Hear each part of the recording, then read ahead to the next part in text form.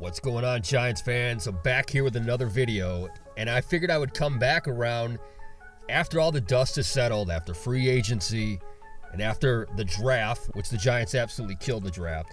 But now that the schedule's been out, everything that we needed, the meat and potatoes, as we're heading right to the summer portion of the season, I need to address this. I felt like I had to address, because right now, all I see out there is so much fear from Giants fans based on the fact that the Giants have, let's be honest, a brutal schedule. The first few weeks are brutal, and it continues on. But I want to remind you, this is what this video is about. We're going to go over some things here, and I'm here to tell you a few reasons why the fear is not valid, and actually the Giants are going to be a lot better than a lot of people are giving them credit for. Let's get into it. So first and foremost, I mean, you look at this schedule on paper, right off the bat, Giants playing, two divisional rivals right out of the gates there, and they don't even have a home game until the third game of the season, which, I mean, look, you're going to open up the season against the Chiefs, whatever, bring it on. Now, my mindset going into this season is I want to be proven. I want the Giants to be tested on a weekly basis, and I don't want no, situation where the Giants wind up in 2022 where basically due to a weaker schedule, it was kind of a mirage. We got into the playoffs. Yes, we won a playoff game, but obviously that team had no business building off of that continuity because they weren't a good team. But so much has changed, and 2024 is in the past. We're now in 2025, and the first thing that we have to address, no team in the National Football League entering the 2025 season is the exact same team that they wore in 24. Nobody. World champions all the way down to the very first pick to the bottom tier team. Some teams got better and some teams got worse in this offseason. And no matter who you are, no matter what expert you want to listen to, no matter what your credentials are, if you're just a fan, a former GM, a former player, or a journalist, not a single person on this planet who follows the National Football League can say with a straight face that the New York Giants did not significantly improve in this offseason. We go back, we fast forward to the end of the season. John Mara doesn't fire anybody. He essentially, we won't say extends Shane and Dable, but he gives them a leash to go out and build a team that maybe you think can compete and build a team that maybe saves your job, right? So right out of the gate, we see what Joe Shane was going to do in free agency. Attack the defensive side of the ball.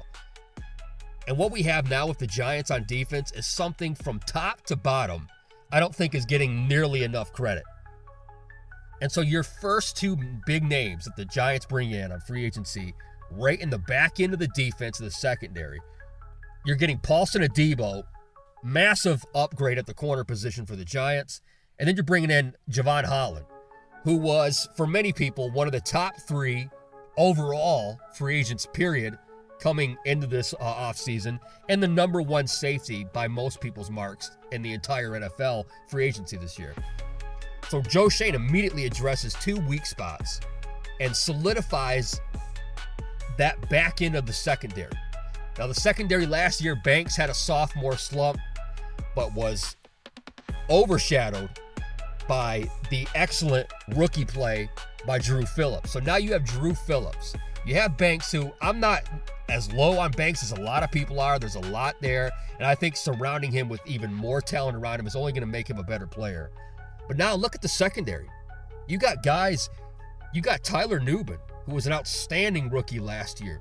You got him now anchoring that secondary in the back end with Javon Holland. Immediate upgrade at the safety position. Two excellent safeties that you now have roaming the back end of the field. You have now three really good cornerbacks, in my opinion. So you have Adebo, cornerback number one, but Phillips going to be playing in the slot, not too far off. And then you have Banks. So you have three aggressive corners, your top three tier corners. Giants right there, immediate upgrade in the back end of the field. The middle of the field, the Giants defense relatively stays the same. Excellent middle linebackers in Okereke and McFadden staying where they're at, anchors in the middle of that defense. And then you get to the front. And I don't care if you hate the Giants. I don't care if you can't even stand the sight of Big Blue in general. You cannot deny the Giants have quite possibly the most lethal front in the entire NFL. You bring in, first of all, you bring in Chauncey Golston from Dallas. Had his best season so far in the NFL last year due to a lot of injuries in Dallas. He got a lot of playing time. Another big guy, big body that's going to go down there in the middle with Dexter Lawrence. So those names right then and there on the defensive side of the ball. And then moving away from free agency for a moment, you go to the draft, you get the number one player in the entire draft by most people's standards. Abdul Carter was, projected to go number one for months leading up to the draft. Quarterback happy team like the Tennessee Titans decides not to take him. They take Cam Ward. Works out brilliantly for the Giants. You get Abdul Carter, a generational pass rusher. I mean, the Giants haven't had this caliber of player in a long time on defense in the first round of the draft. Now he's right there in the mix with Brian Burns, Kayvon Thibodeau, right, who you extend. And then the monster in the middle, Lawrence in the middle. And then you to the third round, you get Darius Alexander, who a lot of people had going in the second round. Another steal for the Giants, another huge body that the Giants put in that middle. And you're surrounding that middle piece with big guys like Dexter Lawrence, like Alexander, like Golston. And now you have them on the ends with Burns, Carter, Thibodeau. And then you go to the back end again. The Giants won Super Bowls in 07 and 11 by having an excellent pass rush up front with a kind of mediocre secondary. This secondary is far from mediocre, so if that Giants pass rush up front can remotely live up to the hype, that they're going to bring, that kind of pressure on the back end, that's a game changer. That's a game changer on defense for the New York Giants and easily the strength of the entire team. And again, no matter what you think of the Giants, that is lethal. That's deadly on paper. Absolutely deadly on paper. So that's the first key point. Number one, the Giants addressed on the defensive side of the ball completely, changing the entire look of that defense. You're going to have, barring injuries, one of the best in the entire NFL. So the defense solidifies itself as the strength of this team in the 2025 season. But the Giants weren't done. The second key factor for me of why I don't think this Giants team is going to be nearly as bad as people think they are. I think the win total that the Vegas odds have us have around 5.5 wins, under 6 wins for the Giants. That's bullshit. That's absolute bullshit. But then on the offensive side of the ball, you bring in Jameis Winston and Russell Wilson. So you bring them in March and you're thinking, okay, the Giants now, especially with the signing of Wilson, have, without a doubt, the most competent quarterback they've had since Eli Manning walked out the door. And you bring in Jameis Winston. What a great backup to have. Not only is this guy a leader, he's fun to be around, but the guy makes football fun. He's fun to watch. But you got him sitting behind Russell Wilson. And you're going into the drafts. Okay, what are you going to do on offense? Are you still getting a quarterback? Yes, you are. Now, for various reasons, that's all been addressed. Sanders, obviously, we all watched what happened. Slides out of the planet during the draft. Now, those teams, you're looking at a couple quarterback-happy teams in the middle of the draft. Are they going to get a quarterback? If they were going to get him, it was going to be Jackson Dart at that point. The Giants sense this. Joe Shane sensed this. The Giants trade back into the first round and get their man. Brian Dable finally gets his man. And by all accounts, you look at some of these quarterback scouts and quarterback gurus that are going over, they're giddy. They're absolutely giddy over what the marriage between Brian Dable and Jackson Dart is going to look like. And you can see it. Look at the videos, not just the draft call when they're calling Jackson Dart and the selection is made. I mean, Brian Dable's a guy that knows he just saved his damn job, potentially. And then you see the first few videos and reactions at practice. The vibe around the coaching staff and the team is entirely different because the reality is there's a guy in the building now that a lot of people believe in. So you get Jackson Dart, you get the guy that you've finally been looking for, a first-round quarterback that you can mold and project into the image that Brian Dable wants. And I'm one of these people that tells you right now, there is no chance in hell that Jackson Dart is going to be a redshirt rookie in the National Football League. This kid will start at some point this season. I don't care if the Giants are winning games or not. I can't wait to see what happens when Dart gets into that offense. But the Giants didn't just stop there on the offensive side of the ball. In the draft, you get an unbelievable steal.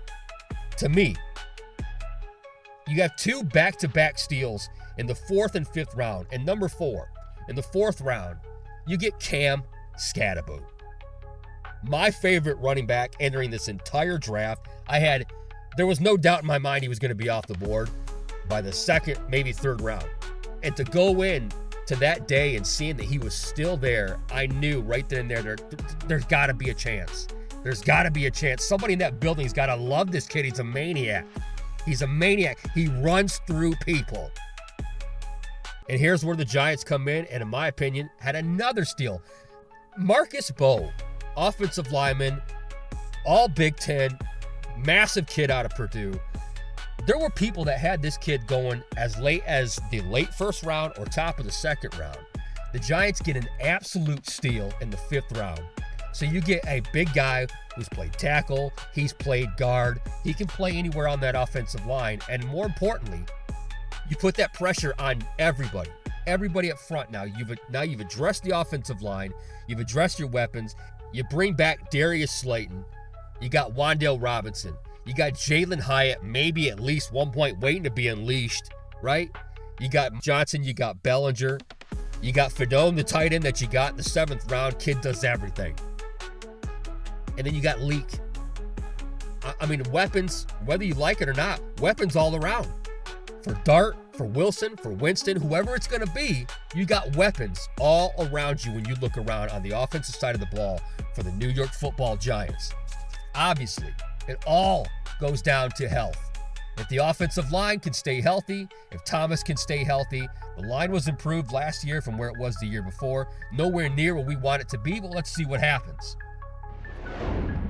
And the third and final point for me that makes the Giants a lot better in the 2025 season, it may not seem like a big deal to a lot of people. It may not even be like one of these things that registers that's a big deal for fans and teams going forward.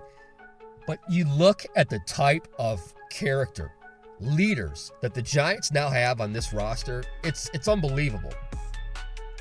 In this draft class alone, you get Abdul Carter, Jackson Dart, and Cam Skattebo, who were all 3 guys known on their teams as being leaders, right? Leaders of men.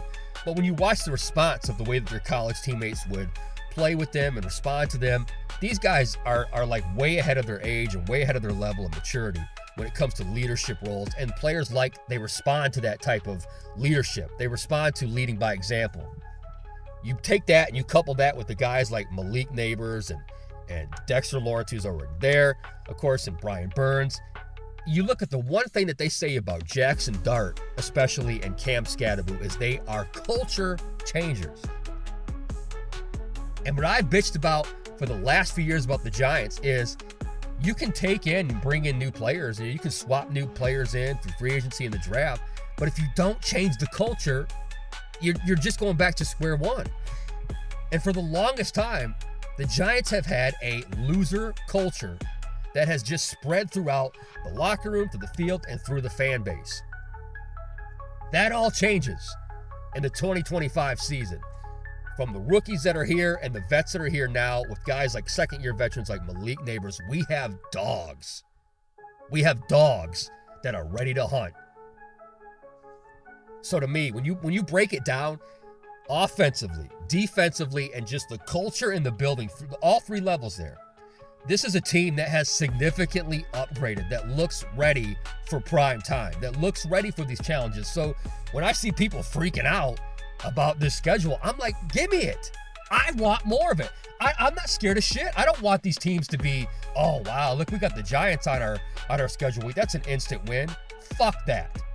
You haven't earned a right or a win against the New York Giants just because they appear on your schedule.